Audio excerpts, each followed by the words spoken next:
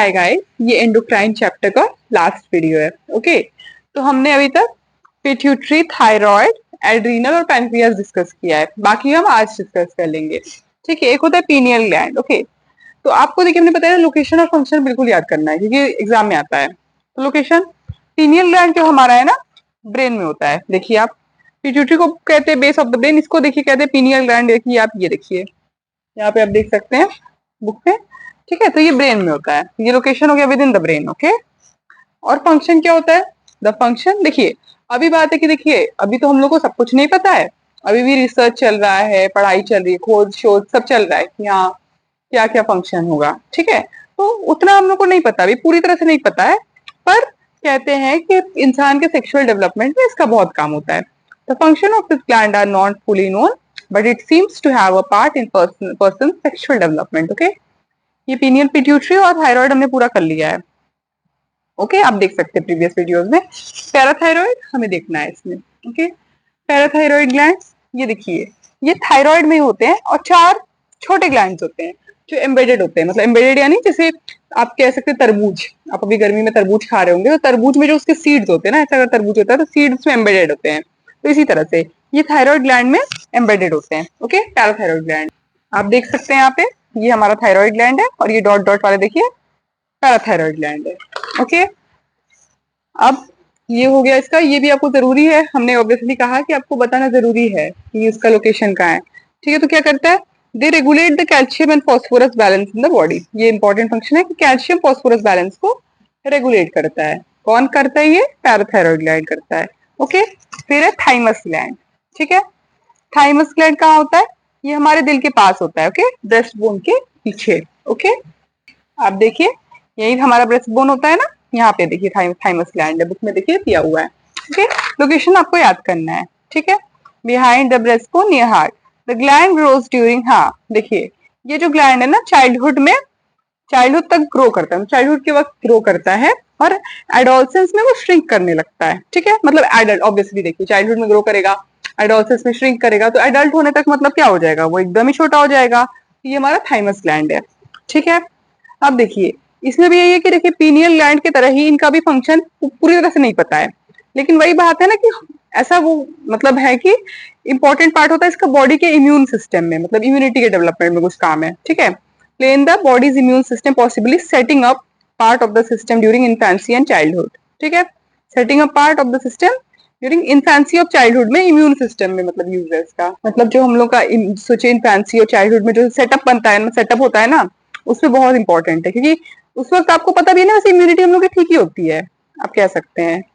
अब देखिए, अब ये तो देखिए मैटर ऑफ वो हो जाता है कि मतलब इसके बारे में हमें ज्यादा पता नहीं है, बट अगर आपको मतलब ऐसे पूछा जाए तो आप बोलेंगे कि अच्छा, the bodies immune system possibly setting up part of the system during infancy and childhood. ठीक है, इन्फेंसी और चाइल्डहुड में। ओके, तो ये हमारा थाइमस ग्लैंड का यूज वो होता है, मतलब फंक्शन। तो फंक्शन लोकेशन आपको बताना है पूरा। ओके, अब देखिए ये वाला टॉपिक है changes in the body due to hormone secretion. मतलब हार्मोन सिक्रीशन होने में क्या बॉडी में चेंजेस आते हैं? देखिए ग्रोथ हार्मोन सोचिए वो क्या करता है?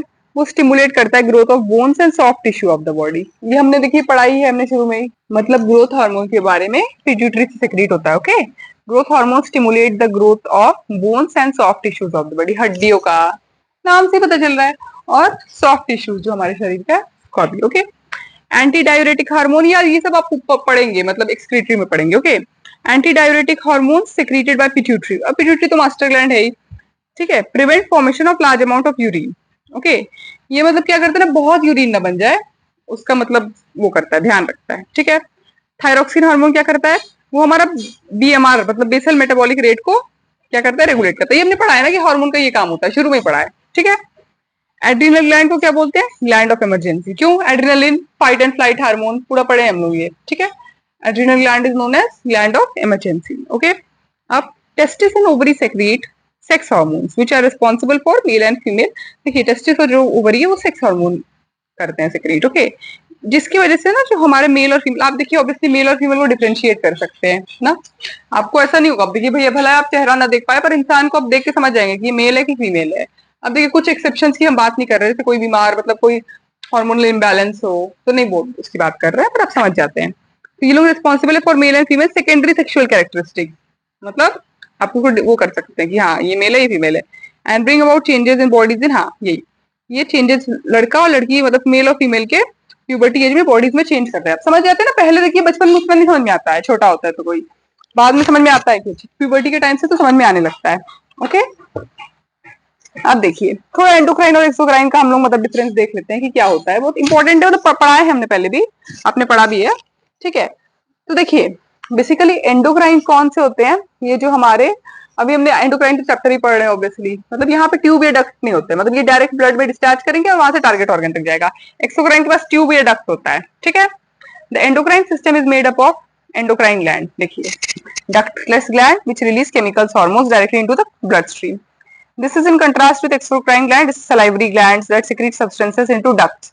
salivary gland है, ये अपना जो सब्सटेंस है उसको डक्ट्स में वो करते हैं, फिर वो जाके पहुंचता है जहां पहुंचना है। हॉर्मोन्स क्या होते हैं, ये हमने पहले भी डेफिनेशन पढ़ा, वो भी लिख सकते हैं, ये भी लिख सकते हैं। दे आर कॉम्प्लेक्स प्रोटीन्स, जो भाई ऑब्वियसली प्रोटीन है। हमने बताया ना कि अगर आप टेम्परेचर वगैरह बहुत फीवर वगैरह हाई हो जाता है तो प्रोटीन का स्ट्रक्चर डी नेचर होगा ना, इसीलिए मतलब ये भी एक रीजन है कि वो भाई टेम्परेचर हाई होने से डेथ हो जाती है, ठीक है, मतलब काफी हाई होने से, एकदम ऐसे थोड़े से में नहीं।